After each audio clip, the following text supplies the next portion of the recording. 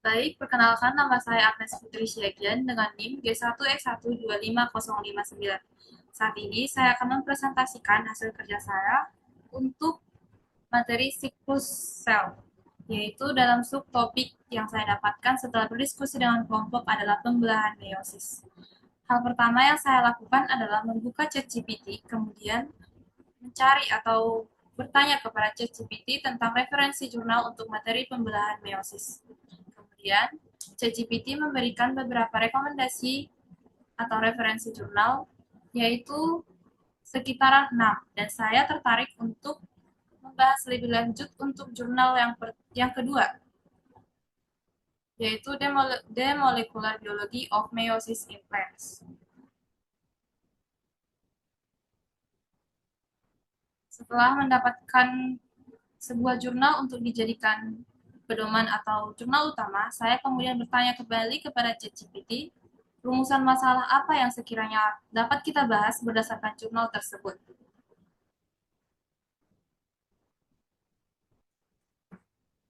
ChatGPT kemudian merekomendasikan beberapa rumusan masalah, dan saya sangat tertarik untuk membahas lebih dalam tentang rumusan masalah nomor 4, yaitu faktor-faktor apa yang dapat menyebabkan ketidakteraturan kromosom, misalnya non-injection atau aneuploidy selama meiosis.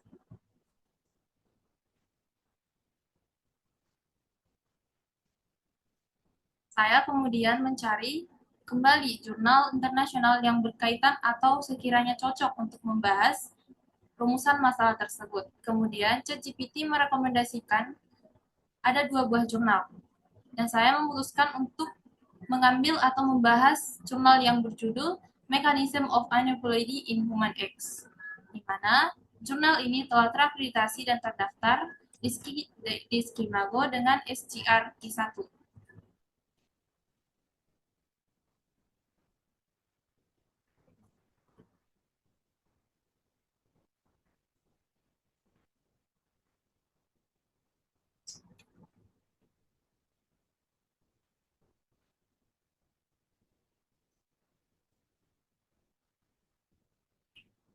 Dalam jurnal ini dibahas bahwa sel telur dan sperma berkembang melalui pembelahan sel khusus yang disebut meiosis. Selama meiosis, jumlah kromosom berkurang melalui dua pembelahan berurutan sebagai persiapan untuk pembuahan. Pada meiosis wanita, kromosom seringkali terpisah secara tidak tepat, sehingga menghasilkan sel telur dengan jumlah kromosom abnormal atau tidak normal. Setelah dibuahi, sel telur ini menghasilkan embrio aneuploidy yang biasanya gagal berkembang, seiring bertambahnya usia wanita. Kesalahan meiosis lebih sering terjadi yang mengakibatkan peningkatan resiko infertilitas, keguguran, dan sindrom konektivital seperti sindrom Down. Di sini, kami meninjau studi terbaru yang mengidentifikasi mekanisme penyebab aneuploidy pada meiosis wanita, dengan penekanan khusus pada studi pada manusia.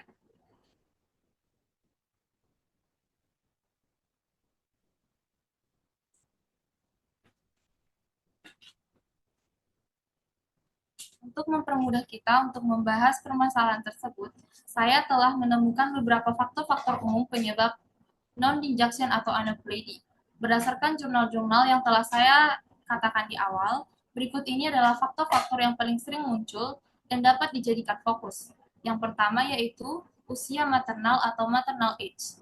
Setelah bertahun-tahun oosit berada dalam dormant arrest atau fase istirahat panjang, struktur kromosom atau kinetoropere atau spindle mengalami degradasi sehingga resiko non-injection meningkat. Faktor yang kedua adalah ketidakteraturan atau kekurangan dalam rekomendasi crossover, yaitu tidak terjadi pertukaran atau exchange pada bivalen tertentu atau exchange-less chromosomes. Yang kedua yaitu posisi crossover yang tidak ideal atau terlalu dekat ke sentromer atau telomer. Dan kemudian jumlah crossover yang terlalu sedikit. Untuk faktor yang ketiga yaitu gangguan kohesi kromatit atau cohesin loss or deterioration, atau kohesi yang menahan sistem kromatik agar tetap bersama hingga waktunya pisah, melemah dengan usia atau mutasi komponen spesifik, misalnya SMC1B. Faktor yang keempat adalah kesalahan dalam spindle assembly dan kinetorum microbule announcement atau poor spindle struktur Asam stromal spindle diosid, banyak atatemen yang salah. Kinofore yang tidak sesuai, spindle yang tidak stabil. Faktor yang kelima yaitu checkpoint seluler yang tidak berfungsi dengan baik. Misalnya spindle assembly checkpoint atau SAC yang gagal mendeteksi kesalahan attachment atau kegagalan dalam kontrol sel sebelum anapase. Faktor yang keenam adalah faktor eksternal atau kualitas lingkungan dan pasien, yaitu respon hormon dan stimulasi ovarium pada prosedur seperti IVF bisa mempengaruhi genetik atau mutasi gen tertentu. Faktor epigenik seperti metilasi DNA, potensi efek ginekologi atau reproduksi lainnya. Sehingga setelah membahas jurnal-jurnal di atas dan beberapa faktor yang telah kita dapatkan berdasarkan jurnal dan GPT, saya dapat menyimpulkan bahwa ketidakteraturan kromosom seperti non-injection atau aneuploidi selama meiosis disebabkan oleh berbagai faktor yang saling berkaitan, baik secara genetik maupun lingkungan. Faktor utama meliputi gangguan pada pembentukan spindle mikrotubulus, gagalnya penyatuan atau segregasi kromosom homolog, serta disfungsi atau checkpoint meiosis. Selain itu, usia maternal yang meningkat terbukti berpengaruh signifikan terhadap tingginya resiko aneuploidi, karena berhubungan dengan degradasi kualitas oosit dan protein-protein regulator seperti kohesin. Stres oksidatif, mutasi genetik, dan kelainan struktur kompleks sinaptonemal juga turut memperbesar kemungkinan terjadinya kesalahan pemisahan kromosom. Oleh karena itu, pemahaman mendalam tentang faktor-faktor ini penting untuk mencegah kelainan genetik seperti sindrom Down, Turner, dan Klinefelter. Terima kasih.